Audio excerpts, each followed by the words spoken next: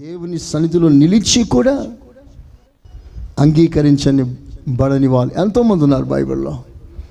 కానీ ఏలియా దేవుని సన్నిధిలో నిలిచి అంగీకరించబడ్డాడు. ఏలియా పలికిన ఏ ఒక్క మాట తప్పిపోలేదు. Praise the lord. చనిపోయిన శవం మీద కూడా వచ్చి బ్రతకాలి అని ఆజ్ఞిస్తే శవం కూడా బ్రతికి కూర్చుంది. So great was his anointing. దీని అంతటి కారణం ఏంటంటే హి was standing in the presence of God.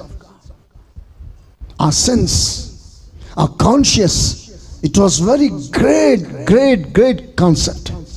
నేను దేవుని సన్నిధిలో ఉన్నాను, నేను దేవుని సన్నిధిలో నాటబడ్డాను. ఏలియా గొప్ప గొప్ప కార్యాలు చేశాడు. ఒకరోజు దేవుడు ఏలియాతో, ఏలియా అగ్ని దింపావు,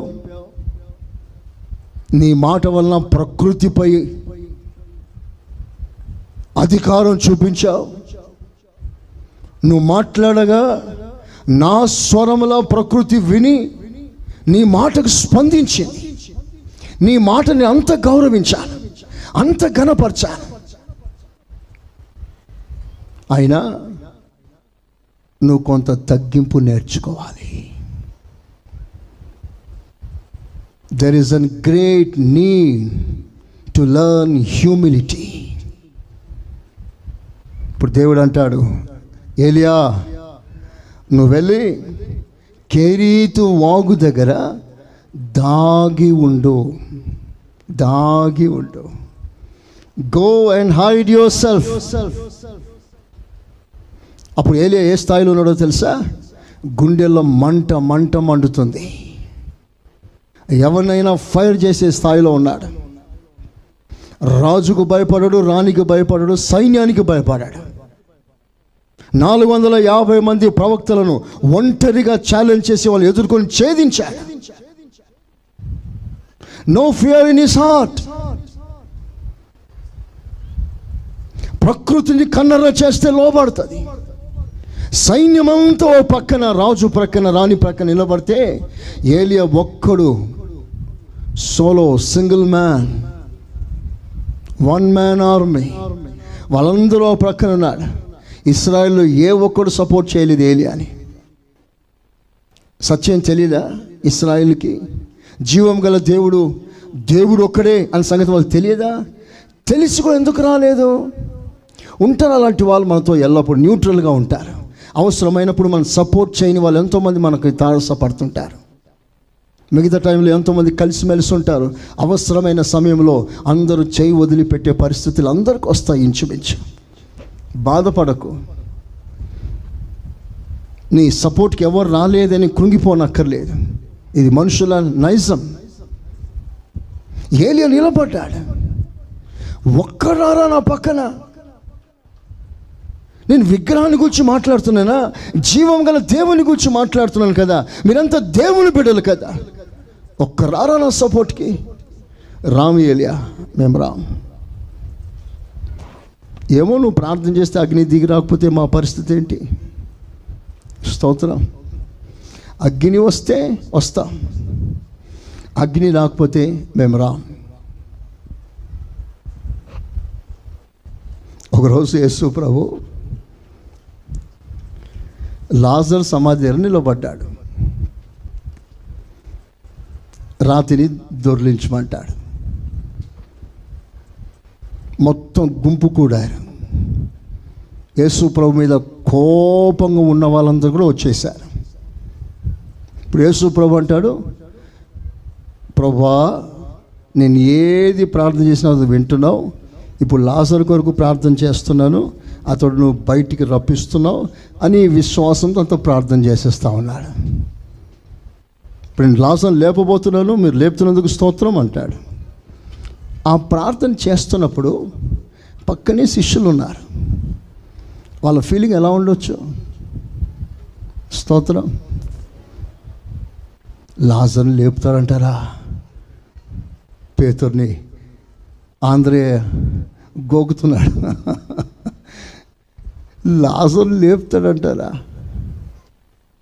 అలాంటి సంగతి జరగలేదు అంతవరకు. అందరూ ఉన్నారు. ఒకసారి లాజరు బయటికి రా అంటే రాకపోతే, స్తోత్రం, మన పరిస్థితి ఏంట్రా, చావు దెబ్బలు కొడతారా మనల్ని అన్నట్లుగా రకరకాల ఫీలింగ్లు ఉంటారేమో. అగ్ని దిగిరా అంటే దిగిరాకపోతే పరిస్థితి ఏంటి? అందుకే ఇప్పుడే రాం, అగ్ని వచ్చాక వస్తా. కానీ ఏలియా, మీరు వస్తే ఏంటి, రాకపోతే ఏంటి, నా పక్షంలో దేవుడు ఉన్నాడు. చప్పలు కొట్టండి గట్టిగా. హల్లెలూయా, హల్లెలూయా.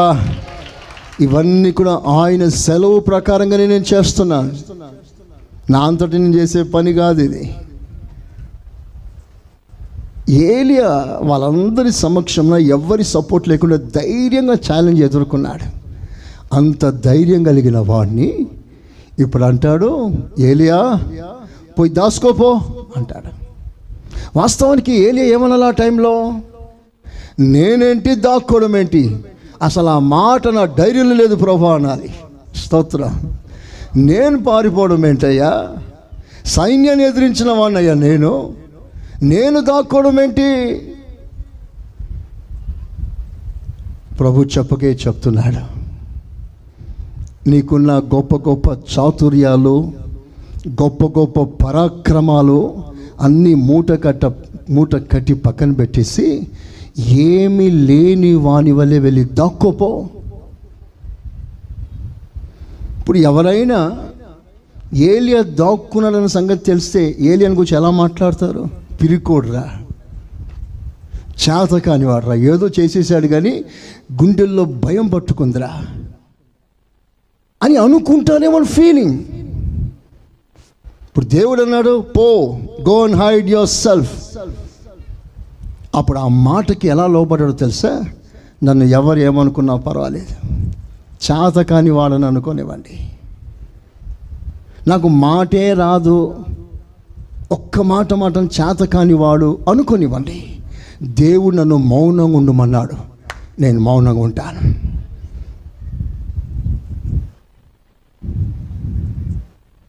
ఎదుటోడు పటపట పటపట మాట్లాడిస్తాడు. మాటకారి, చమత్కారి, పెద్ద మాయగాడు ఏమైనా మాట్లాడతాడు, బడబడబడ మాట్లాడిస్తాడు. కానీ దేవుడు నిన్ను మాత్రం మాట్లాడే సెలవు ఇవ్వలేదు, మౌనంగా ఉండు అన్నాడు. లోపల పొంగుతుంది, వాడు ఒకటంటే నేను రెండు అనాలి, వాడు ఒక్క దెబ్బేస్తే నేను రెండు దెబ్బేయాలి, పొంగుతుంది. కానీ దేవుడు ఏమన్నాడు? మౌనంగా ఉండు. ఇప్పుడు అందరు ఏమంటారు? వాడు అన్ని మాటలు మాట్లాడినా ఒక్క మాట చేతకాని మనిషి, ఏదో చేసి ఉంటుంది, అందుకే మౌనంగా ఉంది. ఏం చేయకపోతే ధైర్యంగా మాట్లాడేది కదా. మరి ఇట్లా కూడా మాట్లాడే వాళ్ళు ఉంటారు. ఎలా మాట్లాడినా సరే దేవుడు నిన్ను మౌనంగా ఉండమన్నాడు. నువ్వు మౌనంగా ఉండడమే నీకు అలంకారము. చపలు కొట్టండి గట్టిగా. హల్లెలూయా. చేతులెత్తి ఆమేనంటారా? చెప్తారా గట్టిగా? హల్లెలూయా, హల్లెలూయా.